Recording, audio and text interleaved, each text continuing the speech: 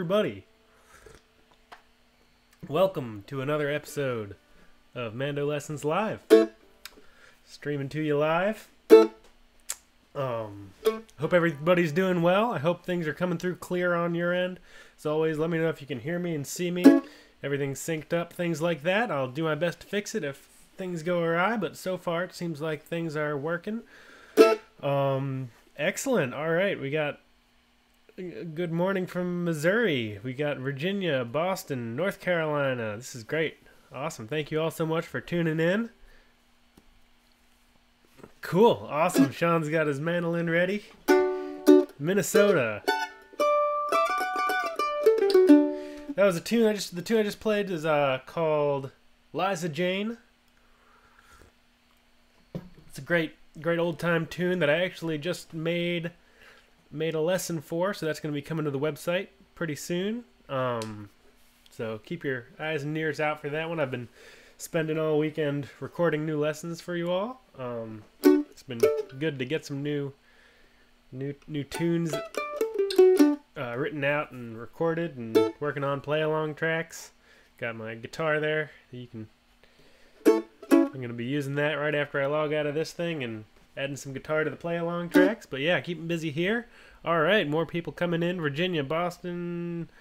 Oh, I already said those. Isle of Skye, awesome.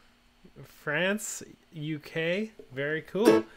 Well, if you haven't been here before, I see a lot of familiar faces, but on the off chance there's people here that have never been here before, I play some tunes, people ask questions. I love hearing what everybody's been working on. What's keeping you busy, what's occupying your time, what's piquing your interest, things like that. So let me know what you've been working on. If you got any questions, of course, always throw them out there. I'm always happy to answer questions to the best of my ability. Also happy to take requests, though I usually steer away from copyrighted material, and I can't promise that I'll know all the requests you throw out there, but don't let that hold you back. The worst I can say is I don't know it. Georgia, Boise, Idaho. Awesome. Well, thank you all so much. Play another tune here real quick. Probably something. Play Tennessee Mountain Fox Chase. This is another great old-time tune in the key of C. There's a lesson on my website. Get a little more coffee in me. Been trying to learn this tune on clawhammer banjo, and it's giving me fits, so I'll bring it back on a mandolin where I actually know how to play it. So, key of C, Tennessee Mountain Fox Chase.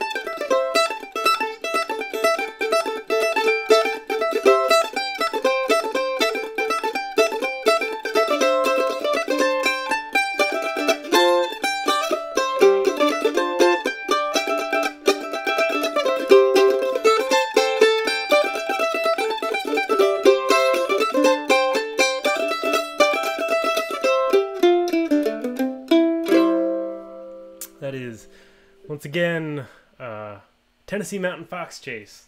Great kind of upbeat, lively, old-time tune in the key of C. Maybe played that a little faster than I really wanted to for second tune of the morning, but always can learn from your mistakes. Just hope it's all coming through. I'm going to just notch down the... I feel like I was clipping a little bit in that last one, but...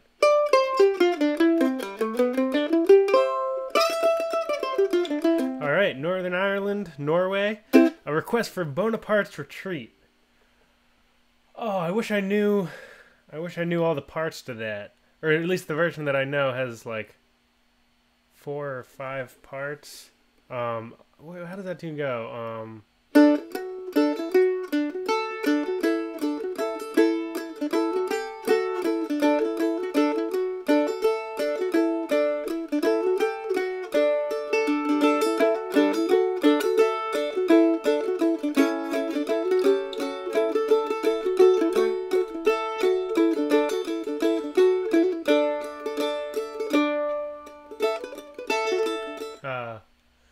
Yeah, that's a tune I should really work on, because that's a common tune that I can never keep straight.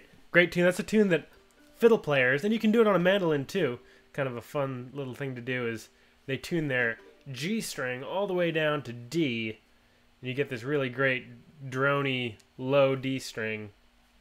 And then they also tune their high E string down to a D as well, just a little bit, just down a whole step. Really nice kind of drony sound. You get a lot of open strings you can play. It's a really, really nice sound. If you're interested in learning about playing cross tunes, I've got some lessons on my website, MandoLessons.com, where I talk about a handful of different cross tunings, my favorites, kind of how I get to them, things like that, and good tunes to play in those tunings. Grab my pick here.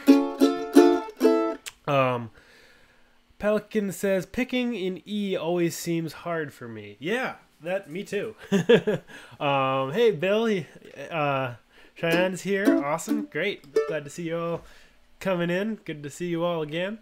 Yeah, so Pelican's asking about playing in the key of E. I think ultimately, the keys that you end up feeling most comfortable in are the keys that you play in all the time. And if you want to work on getting better at the key of E, try to learn a bunch of tunes in the key of E. There's not a whole lot of E tunes in old time and Irish traditions so much, but there are a lot of E tunes in Cape Breton and some Scottish stuff. So check out those styles of tunes. I don't know a whole lot about those particular musics, but I think I think kind of familiarity can be a big bonus. So even if you take tunes that you already know that maybe are in the key of D, like Coleman's March, something that doesn't have too many notes.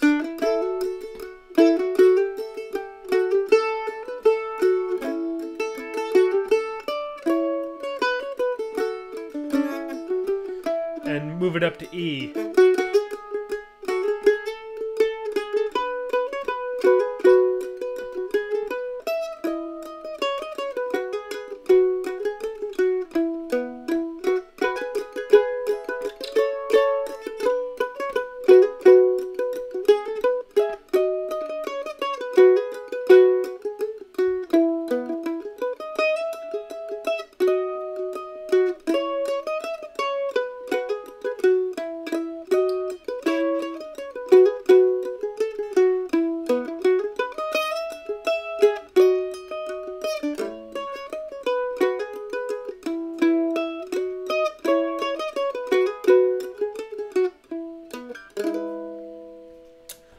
Take tunes that you know really well, that don't have too many notes. Often the hardest part to kind of starting in a new key is kind of simultaneously playing in a key that you're not familiar with, kind of a lot of new finger movements, and trying to learn a new melody. So if you take an old melody that you know really well, it's one less thing to think about. And another thing is pick a tune that doesn't have too many notes. and often the first couple notes are going to be the hardest. So like going from D to E with Coleman's March, you have those first couple notes. D, E, F sharp, and then you take that up a whole step, you get E, F sharp, G sharp, and from there your ear can start to kind of lead you in the right direction with the tune. Also using scale exercises like there's at jazzmando.com, there's some great 4-finger closed position, they're called, exercises that sort of take you through these great exercises.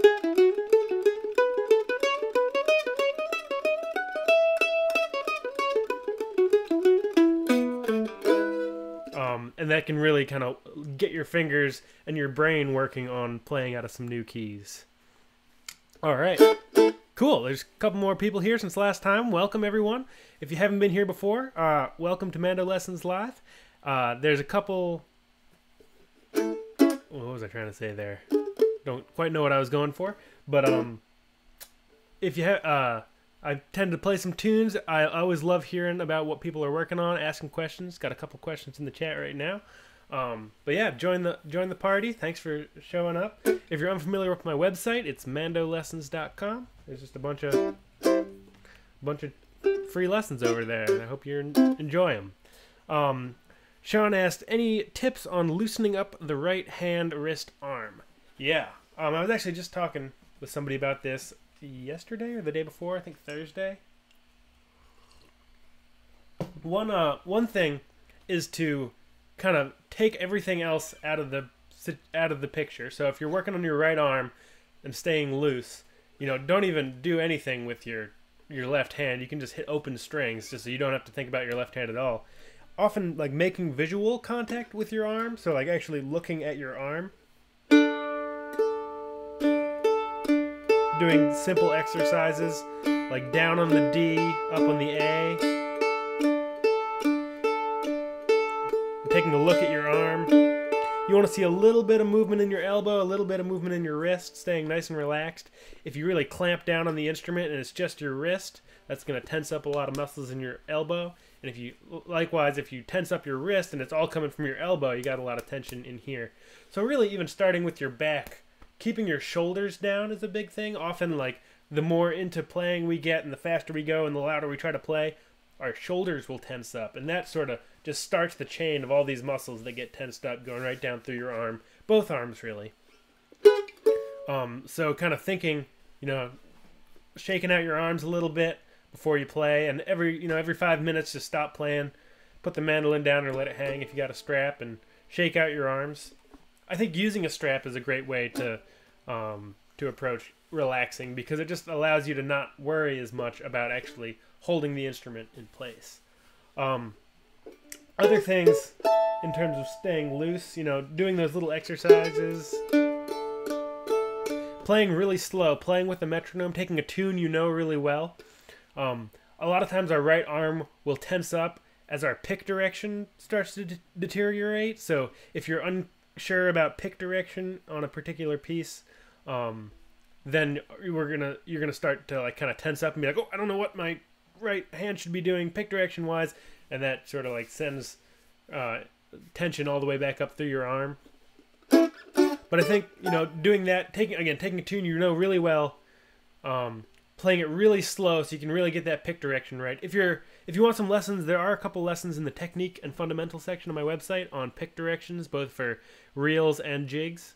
And really getting a solid grasp of pick direction and knowing sort of like what your pick should be doing at any time is going to do a lot to reduce the amount of tension in your right arm. I hope that's helpful. I'm going to get back to the chat here. Any tips for minor chop chords? Yeah. So if you've got like this G chop, you can grab this G minor just by moving your pointer finger down one. But I don't ever play that chord because this is a big enough stretch as it is. Maybe once you get up to like B or something, you can stretch it. But it's a bit of a stretch. If you can do it, great. It's a nice chord voicing. I tend to go for the bar shapes. So like if you're in like key A, 2-2-4-5 is major. 2-2-3-5 is minor. Also, sort of partial minor shapes. Like here's like a D major chop chord. 7-4-5. You can make that 7-3-5, or even just 7 and 3. A little double stop.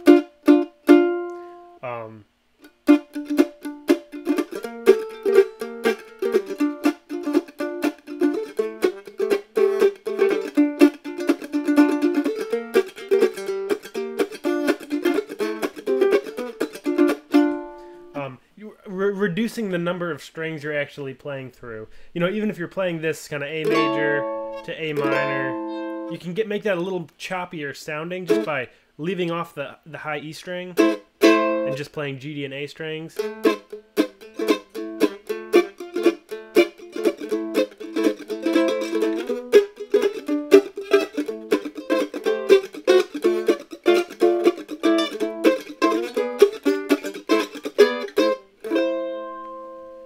Things like that. You know, I think a lot of it just comes down to finding shapes that work underneath your fingers.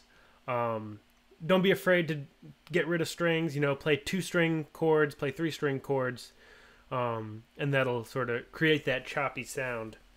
Because often this bar chord is a lot more spread out. Like this one is, this sort of bluegrass chop goes from E to A, but the bar chord goes from the low A to the high A. So it's a lot more spread out of a chord, which kind of gets rid of some of that condensed, choppy sound. So just by leaving off the high E string, you can re-condense that chord shape down to something minor. And that also works for your fingers. Tammy asks, what's a good starter mandolin? One that isn't too cheap or expensive. I like A styles. So on my website, I've got some material sort of on my current suggestion of what I recommend as a starter mandolin. Whenever I talk about gear, I just like to say I'm not sponsored by anyone. I buy my own stuff, and kind of nobody's paying me to talk about gear. But I really like the Kentucky KM150, I believe it's called. It usually runs like 300-ish, and what I recommend is getting it from, again, no sponsorship, somewhere like Elderly or the Mandolin Store, a solid kind of good sort of like real store with a good person that does setup on the instruments. Because if you buy an instrument from like Amazon, for example, I don't know. It may come from a kind of well-reputed music store, but it may come just from some factory or some warehouse that never really set the instrument up. So you never quite know what you're going to get. Elderly has a good sort of starter mandolin package. I think it's under $400. It's maybe $300, somewhere around there. You can search around, but look for the KM150. I've got one right off screen here that probably isn't in tune, but it's great. You can also find them on Craigslist. Look on Craigslist. You know, get one in your hands. I found a KM150 for I think it was like $100 or $150 used, and so they can be found used for cheaper. What I actually have on order right now, I'm gonna do a video on. That should be interesting. I bought sort of like the cheapest mandolin I could find that wasn't on eBay. It was through Musician's Friend. It's some Rogue A-style mandolin. And I'm just going to kind of go through. It was $50. You can get them for $50 or under kind of pretty regularly. I actually got one with a case and a strap and some extra strings and other stuff. It was like $60 because there was a sale going on. But you can find them for like just the mandolin itself for under $50 a lot of the time. Because Musician Friend often has some coupon code you can throw in. But I have no idea what's going to come. I've played these mandolins before, and I've sort of seen them, and they often need setup work. But I'm going to sort of show you guys what's going to happen, just taking it out of the package and seeing what happens when I pull it out and try to play it, tune it up, and then what I can do just by myself of like maybe moving the bridge, adjusting the action, small setup things like that, and then also bringing it to a professional repair person, getting them to really set it up nicely, maybe do some nut slot work. I don't know what it's going to need. It could come totally fine. it could come totally unplayable. But it's a bit of a gamble there. I'll sort of show you guys what I run through, but I really like, buying instruments from a well-reputed store that's going to have it set up so you're going to get it and it's going to play great. Kind of got long, but I hope that's helpful. Okay, chat's jumping on me. Okay, let's see.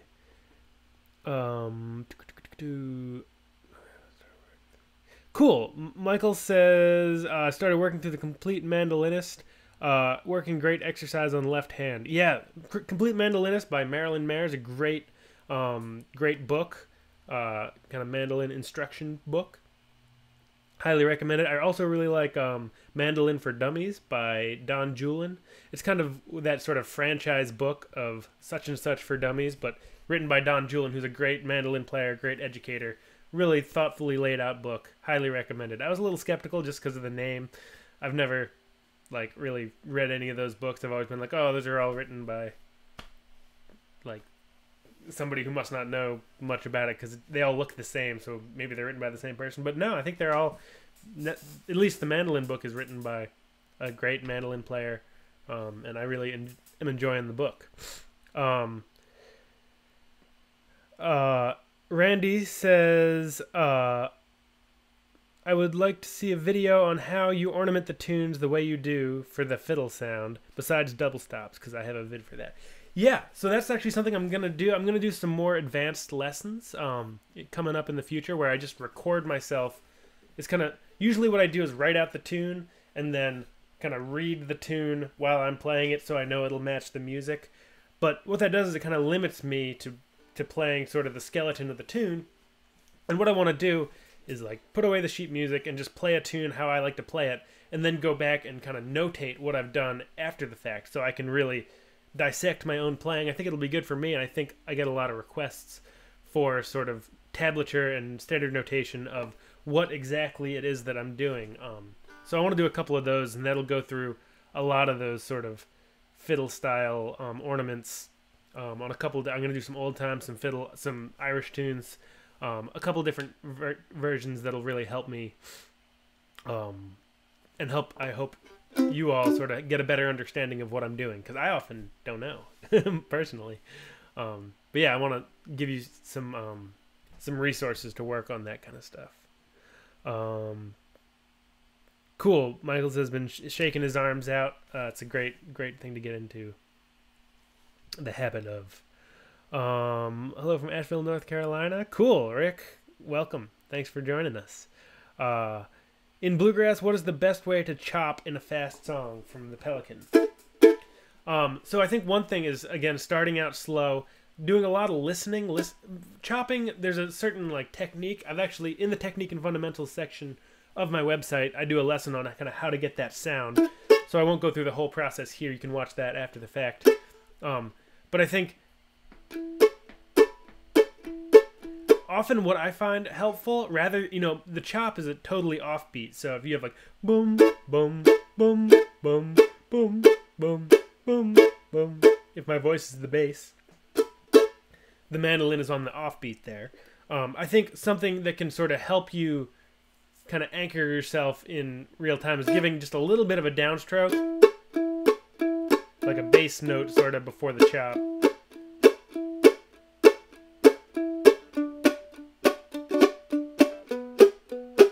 It sort of anchors you on that downbeat as well, and gives you a little more kind of a bit more of a trail marker for really nailing those downbeats. And then as you speed up,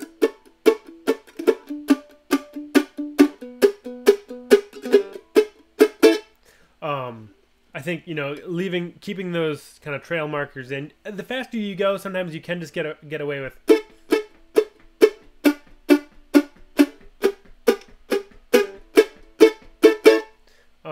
that sort of offbeat sound without the sort of little downbeat added in there. I think, starting slow, working with a metronome or some play-along tracks to really get right in the pocket of that downbeat and getting comfortable with it, and then slowly working your speed up. And then also playing around with how much note value you're actually getting out of your chop. So whether it's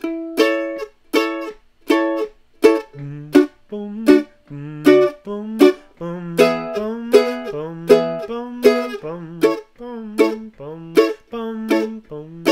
That's kind of a lot of note value, and then you can go all the way from there to almost no note value, where it's pretty much just percussion.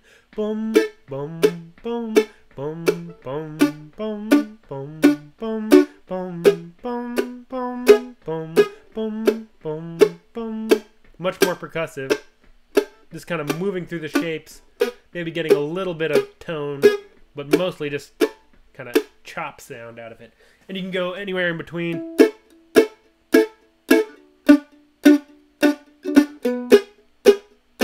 Kind of deciding on how much real kind of note you want to come out of your chop chords and how much of it's just straight percussion. All right, moving on. I hope that's helpful. Can I do a video on figuring out chord progressions other than 1-4-5 lessons I did, like how to go about figuring chords for songs you've never heard? That's a good idea from Cheyenne. And I apologize. I always say your name a little different. I never quite know how to say it. And I know you've told me in the past, but pronunciation's not always my strong suit. I'm going to write that down. I like keeping a little list of suggestions here. Oops, that's not the right thing.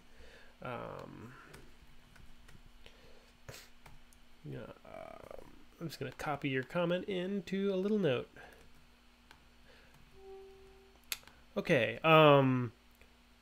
Yep. Michael says, love the Kentucky 150. I agree. Kentucky 505. Awesome. Also a great mandolin. I've had one of those in the past as well.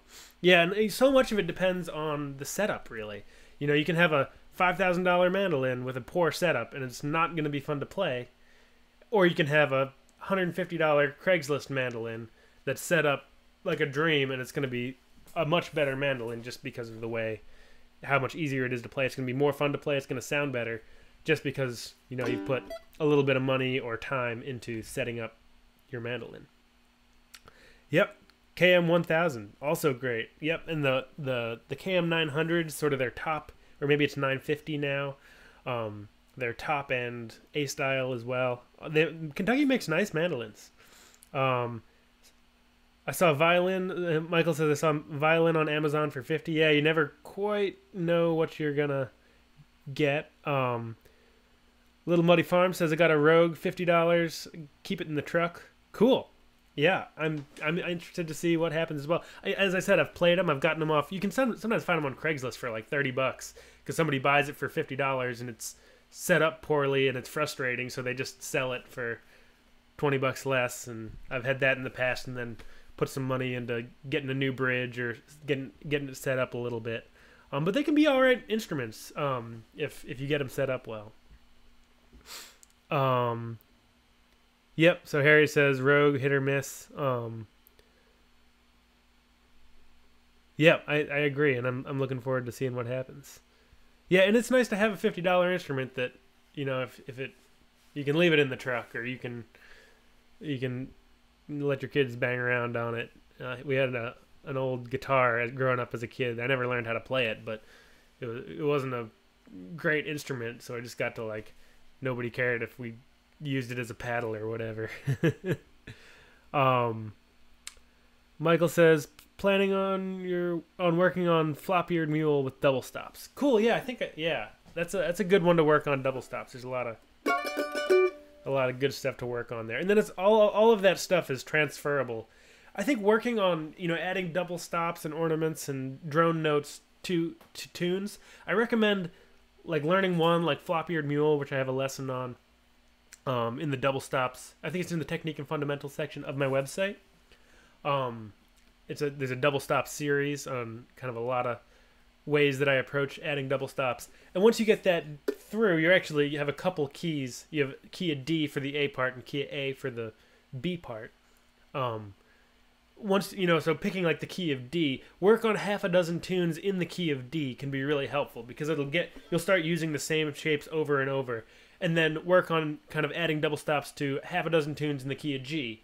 And kind of working in batches of keys can be really helpful, because it sort of enforces that muscle memory a little bit stronger than doing one in G and then one in D and then one in A and then one in E minor, because they're all going to have different shapes associated with those double stops. All right, a little more chat here. Pelican says, I like to see where your fingers go on the video better than using tab. Cool. I'm glad that's helpful. Yeah, I think, everybody's got their favorite way of doing it. I like to promote the learn by ear, because that's, I think, the most useful, because sometimes it's hard to see people's fingers, or you're not given tab, kind of learning a new tune. So developing those skills so that you can learn by ear is a really important thing to do. Oh, cool.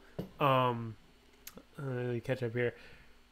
Request for Sailor's Hornpipe. I think I did Sailor's Hornpipe. Let me just check. Sean says he's learning it on concertina. That's awesome.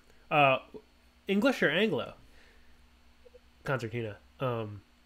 Concertina nerd talk time. My name. I'm just checking my website to see if I have Sailor's. Yeah. I do have Sailor's Hornpipe on my website. I will just add it to the chat here.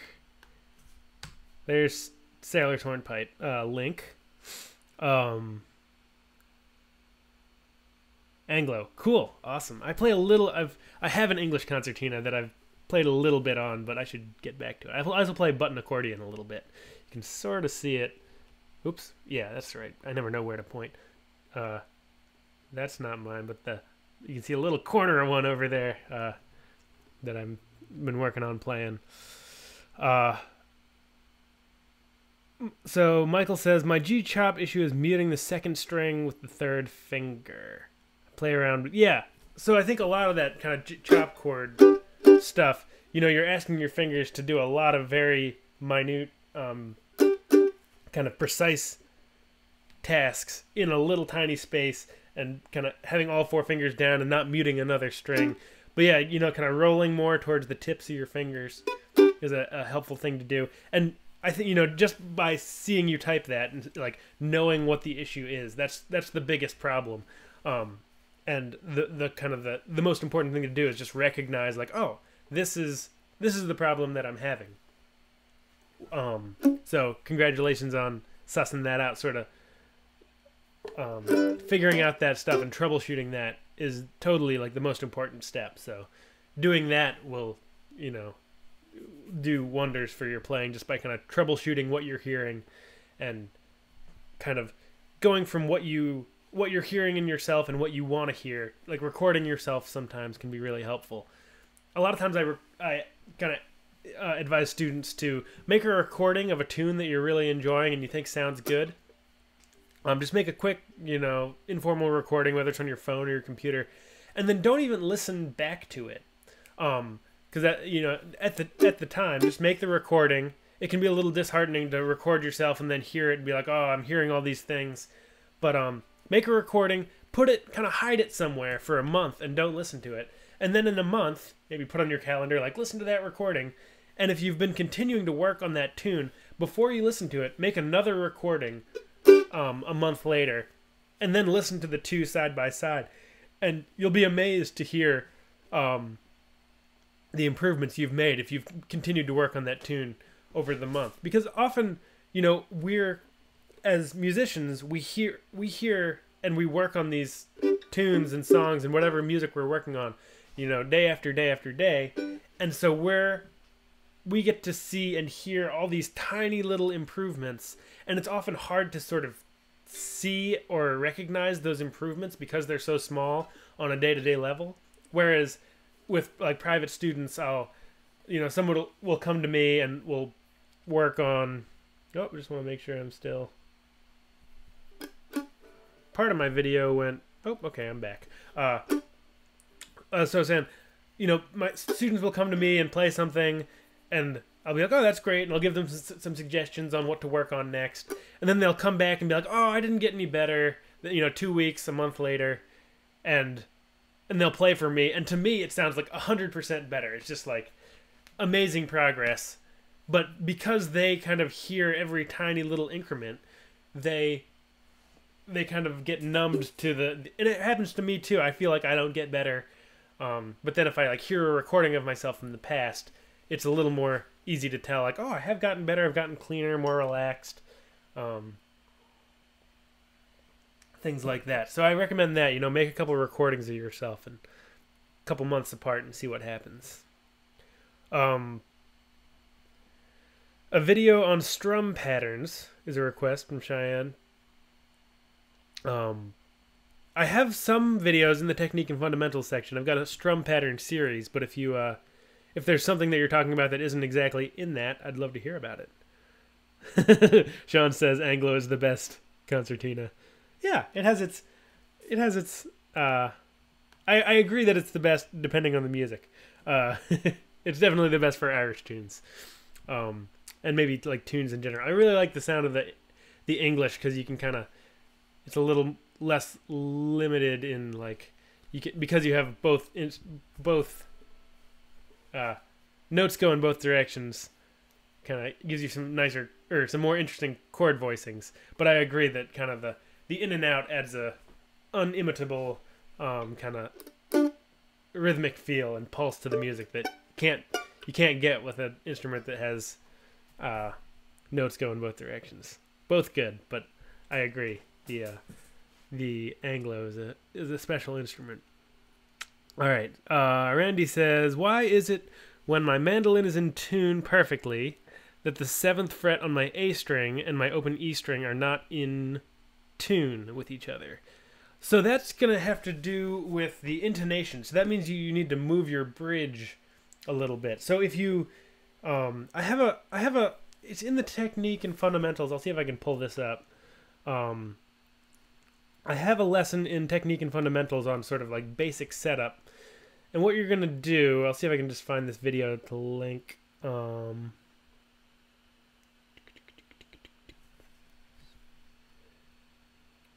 Okay, so there's actually 2 videos. I will put them both in the chat here. There's number 1. And here's number 2. And I talk about kind of getting your bridge in the right place.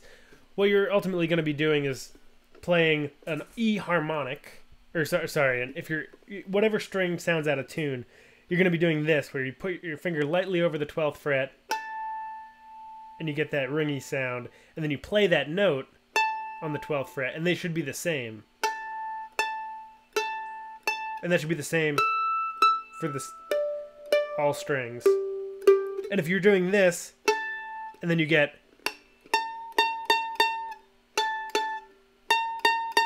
and it's a little out, or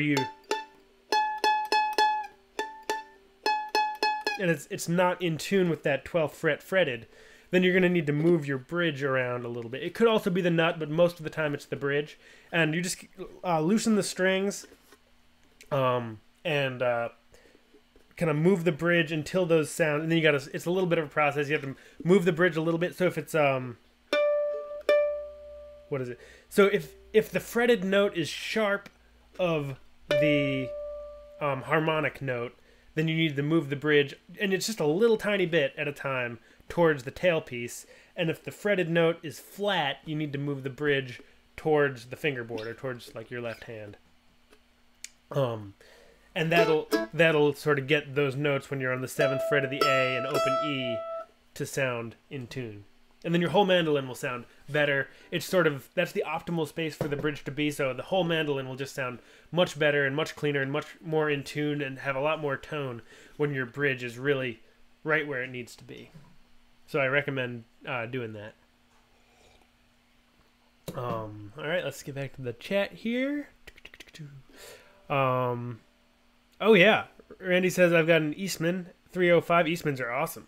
Great mandolins. I've played a lot of Eastmans and never been disappointed. Cecil, sorry, I don't know if I'm pronouncing your name incorrectly. On the G chop chord, says, on the G chop chord I have a problem reaching the note with my 4th finger. Yeah, so that 7th fret on the G string. What I recommend is working at it from both directions. So a lot of people start thinking, okay, well the G chop chord is this G chord, and then you add your 5th fret on your D string, and then the 7th fret on your G string. And by the time you get there, it's a little like, oh, gotta stretch. Another thing to do is start. It feels a little awkward at first, but just put your fingers down backwards. So I go 7, 5, 2, 3. and get it sort of backwards sort of is a different way for your fingers to kind of think about and feel getting that chord shape down. Another thing to think about is sort of like a whole body posture, sort of staying relaxed. You know, because this is such a stretch, you're really stretching out a lot of muscles, and if you've got tight muscles kind of going all the way up through your arm, by the time like all the muscles are tight through your hand, it's just reducing the ability for your hand to stretch out. So one thing that I recommend people do is, you know, starting with your left arm, if you put your arm down to your side and then bring your arm, you leave your elbow at your side, shoulder nice and relaxed and down, and you bring your hand up, get my mandolin out of the way. What you want to do is place the mandolin neck in your hand. You don't want to bring your shoulder back. I'll go sideways a little. So it looks like this. So this is the mandolin pointing straight out ahead of me. And if I'm playing with the mandolin pointing that direction, my shoulder's pulled way back, my elbow's way back, and I'm playing like this.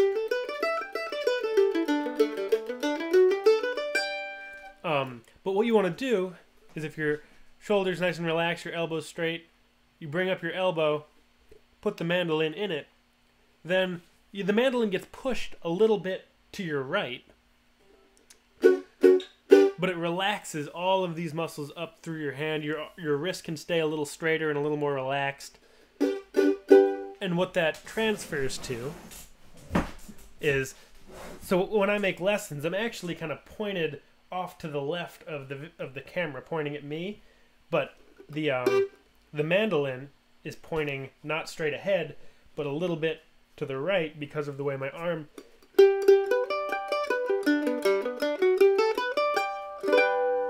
And then I'm straightening out just because the mic's here and I'm pointing a little bit at the mic. But by relaxing your whole arm through your wrist, it just lets you stretch out more, and it puts your hand in a really prime spot to kind of maximize the amount of stretch you can get out of your fingers.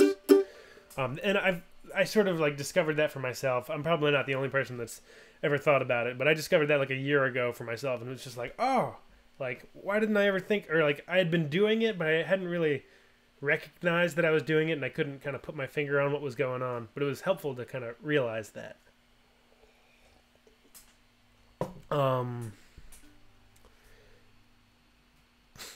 All right, Michael's going to head out. Thanks for joining us. Rob Whitehouse says, I'd like some more O'Carolyn lessons. I love Shebake Shmore. That was my introduction to O'Carolyn. Currently working on Dream. That would make a good lesson. My problem is I don't know that many O'Carolyn tunes. I think there's some great books out there that have a bunch of O'Carolyn tunes. I'm sure there's like O'Carolyn collections. I'm sure there's a lot online, and the session.org would have those. I think part of...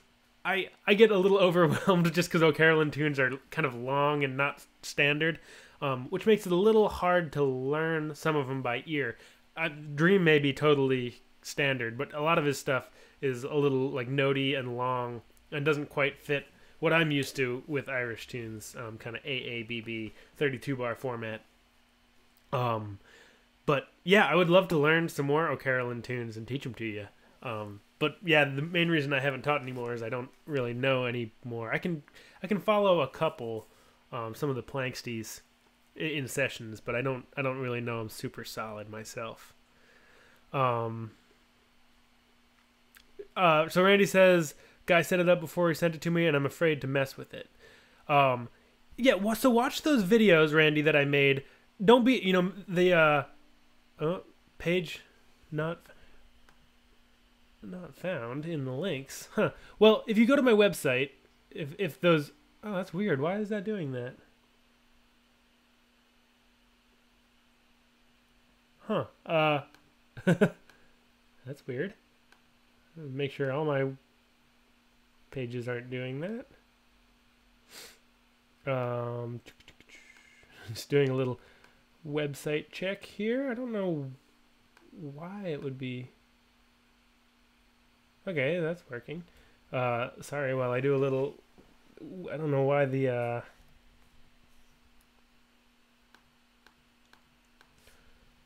why those aren't showing up. But if you go to Techniques and Fundamentals section of my website, there's the sort of middle of the page, setting up your mandolin, part 1 and part 2. But don't be too afraid of kind of working on your mandolin a little bit. It's totally fine to, loosen the strings, move the bridge a little bit. Just work slow. Don't do anything that feels kind of bad. Okay, so I don't know why maybe the links don't work when I post them on YouTube. But they're working on my website, so just go to the website, and they're in the technique and fundamentals section. Cool. So, but yeah, don't be too worried. Mandolins are super sturdy. You'd be hard pressed to really do any damage. The worst thing you can do is really kind of get it, especially if you're just moving the bridge. Or if you're really uncomfortable about it, you can bring it to a shop, and it wouldn't be an expensive thing to really get them to dial that in. It's a very kind of slight process, so maybe the person that set it up, like, it sort of depends on kind of how fastidious you are about it. And like whether some people just sort of like hear being in tune a little better than others. So I'd say don't worry too much. Like if you go slow, you can't really hurt your mandolin. I know it's a little unnerving at first, but you'll get used to it, and you won't really mess up your mandolin just moving the bridge a little bit at a time. So Cheyenne says maybe more complicated strum patterns on a video, like an explanation of different rhythms and a few examples and how to build strum patterns like a 3/4 waltz or Irish reel. That's a great idea. I'll add that to my little list as well. I think a lot of the things with like kind of more advanced stuff like that, the problem is that I don't actually, and again, this would be really helpful for me to do because it would shed some light on my own playing, but I often just don't know what to do myself. What I'm doing. If I like doing like a what did you say here? A waltz, like.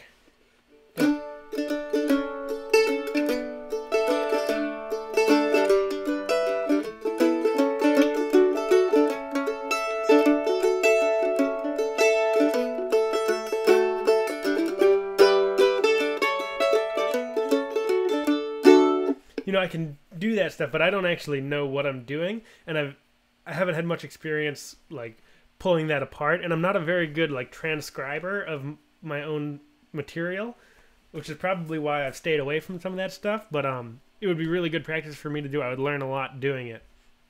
Yeah, I've added that to my list. I do want to make a lot more kind of more advanced lessons. Not that they'll be kind of out of reach of everyone, but just sort of more in-depth kind of lessons on filling out tunes and things like that. I think I just... No, I thought I was out of tune. The Pelican 3 says, can you do Gold Rush in A? Is Gold Rush usually in G? I can't remember. I can't remember how Gold Rush goes. Let me just see if I can... Gold Rush...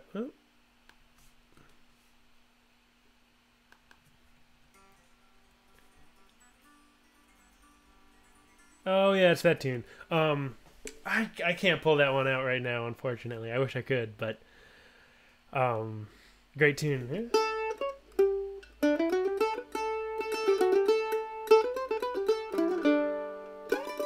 I get all those bluegrass ones mixed up, and I think I've said in the past my bluegrass chops are hurting these days. It's been too many old time and Irish tunes for too long. Sean Morris says, look for David Hansen on YouTube. He's got loads of... Oh, yeah, I've seen that guy. Of O'Carolan tunes on mandolin. One thing I was actually just thinking of, Randy, in terms of getting your mandolin set up, I've heard of... There's a guy, Rob Meldrum, I think, who has a... I've never looked at it myself, but I've seen it very highly recommended. He has like a PDF that you can find on Mandolin Cafe somewhere. On kind of how to do setup on your instrument, and I'm sure that would go over that sort of thing. Or you can ask questions on Mandolin Cafe, document the process, take pictures, post them in the builder and repair section, and people will help you out. And it's a good thing to kind of learn. I've found that in sort of a roundabout way, learning to kind of do basic maintenance and repairs on my mandolin has made me a better mandolin player, because you just get a feel for sort of like the like how strong these instruments actually are. They seem very very kind of delicate, and they are in some ways, but really, you know, they can take a beating. Not that I kind of am telling you to like abuse your mandolin. You don't want to do that, but they might be sturdier than you think. There's also some, I think there's a guy on YouTube that has some like kind of repair videos and goes through, or if you like check on, I'm sure there's some YouTube videos on like sort of setting intonation on a mandolin that you could search and just sort of watch somebody else do it so that you'll get a sense of the process.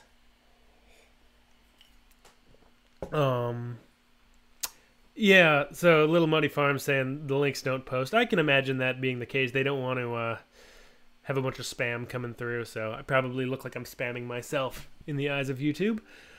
So sorry about those links, but yeah, you can find them on my website. Cheyenne says, any tips on the angle of the pick, that the angle of the pick should hit on the string for long tremolo?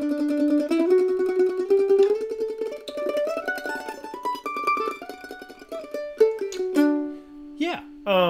So yeah, one thing, and this kind of goes back to that sort of bringing your left arm up and putting the mandolin in it. It puts the mandolin at this nice angle, and then your right arm is pretty parallel to the floor, and the pick is in your hand. So the pick is also, like, if this is the floor, the pick is, it's kind of hard to see here. The pick is going parallel to the floor, but the mandolin string is at an angle, so you end up getting this kind of angle where the right edge of the pick goes through the string first, and that really is a huge difference. So if I play kind of flat, like parallel to the strings, you get a lot of string thwap, or whatever you want to call it.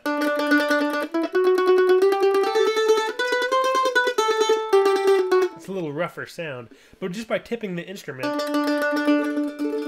it's a softer, more rounded sound, and the pick goes through the string so much easier.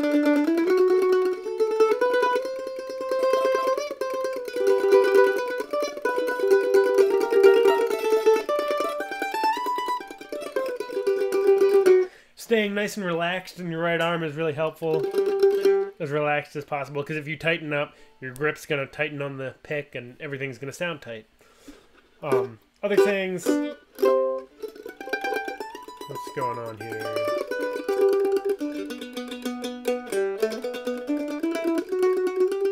I think like the pick depth, like how far into the strings the pick is actually going. Like, you don't need to be digging in super far. You can really just kind of brush through the strings a little bit versus really digging in. That'll help the pick move over the strings a little better.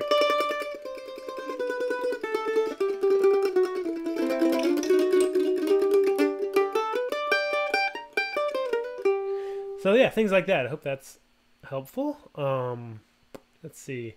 Trying to keep up with the chat here. Oh wow, time is flying by. Jeremy says, I got an Eastman 615. Wondering if you have any strap recommendations that accommodate the scroll. Yeah, so this strap that I use, again, no brand deals or anything like that. It's just I think it's D'Addario, but I think it's now made by Planet Waves. I've had this is the strap that I had on my very first mandolin that I got for like $100 from a music store. That was honestly not a great instrument. But I got this strap with it, and it's just a simple kind of piece of leather, and it's got the strap button on this end, and on this end I just have a piece of, so for A-style mandolins that have a raised fingerboard, you can just go underneath, but you can do the same sort of thing, just a loop of you can either like loop the actual strap around or use a shoelace or something and just loop around, kind of put a loop on the end of your strap, and then put that around the scroll. Or you can get fancy. There's a couple people kind of making handmade straps that people tend to like. It depends on like how thick you want it, and whether you want like a round strap or a flat strap, how wide, how soft and cushy, things like that. Whether you can get like little kind of extra padded shoulder bits. So look around. You can ask on Mandolin Cafe. I only know this one because that's all I've ever really used. But it works for me. Um, Dean says, is there a technique where you chord with 3 fingers and mute with the 4th, giving a syncopated sound? Yes. Yeah, so that's sort of, I think, did I talk about this in the last one? I can't quite remember, but it's the sort of like, I don't tend to do it with 3 fingers. I bet you probably could.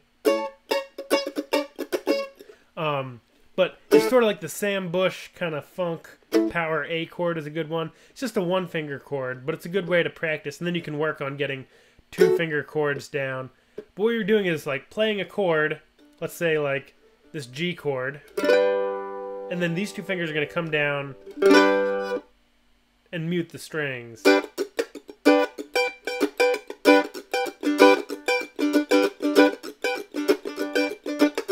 Or Sam Bush will do the...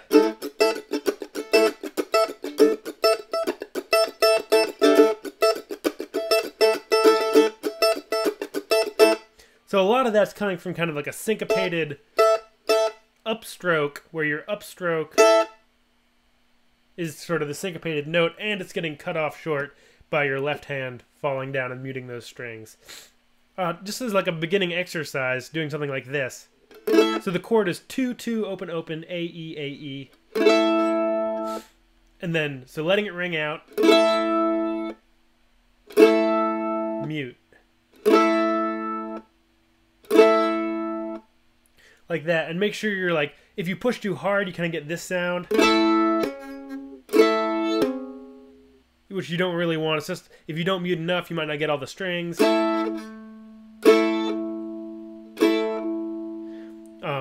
So kind of getting your hand used to muting all the strings without kind of getting any string buzz and without missing strings. And then speeding that up, kind of like the chop chord, just using that technique to get the strings to mute. And then doing it with some upstrokes.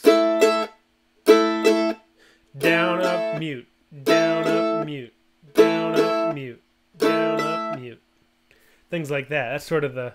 And then from there, kind of working on some more syncopated stuff.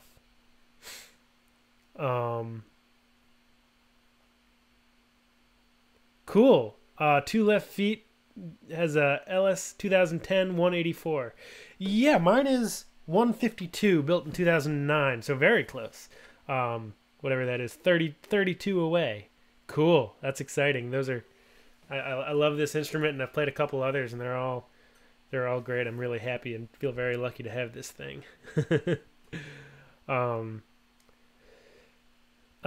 Mr. Cough Drop says, I bought a $10 leather belt at a discount store and punched holes in it. Yeah, that's a great thing to do. I've thought about doing that in the past, but I've just kind of always ended up with these things. I think that kind of as the years, this strap's now almost 20 years old.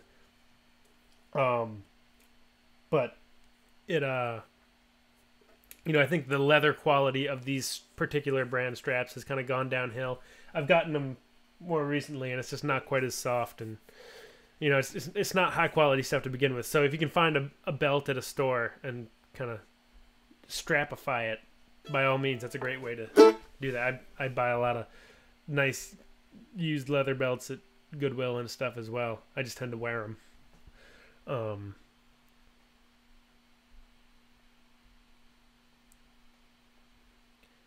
Henry says, gonna be visiting my aunt and uncle who play mandolin and guitar on President's Day weekend. Should be fun. Brunswick, Maine. Not too far from me. I'm up in Mid-Coast area.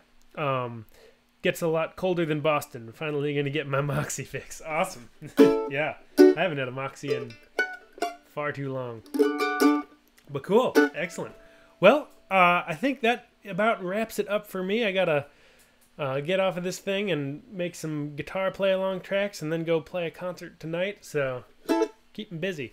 But thank you all so much for joining in, and hope to see you next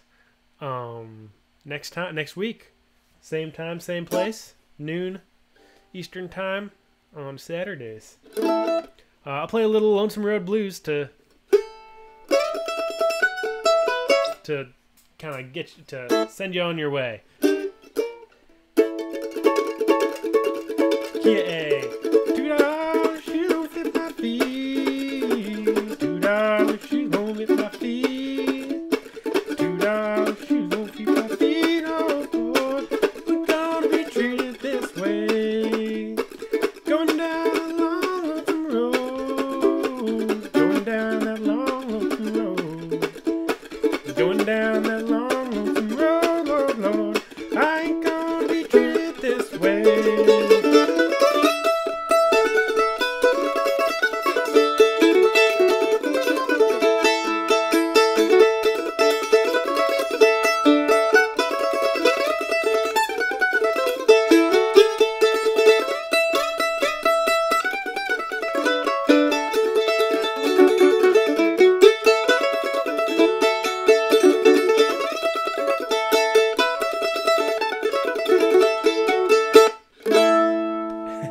Once again, faster than tasteful, but got a little excited. Great song.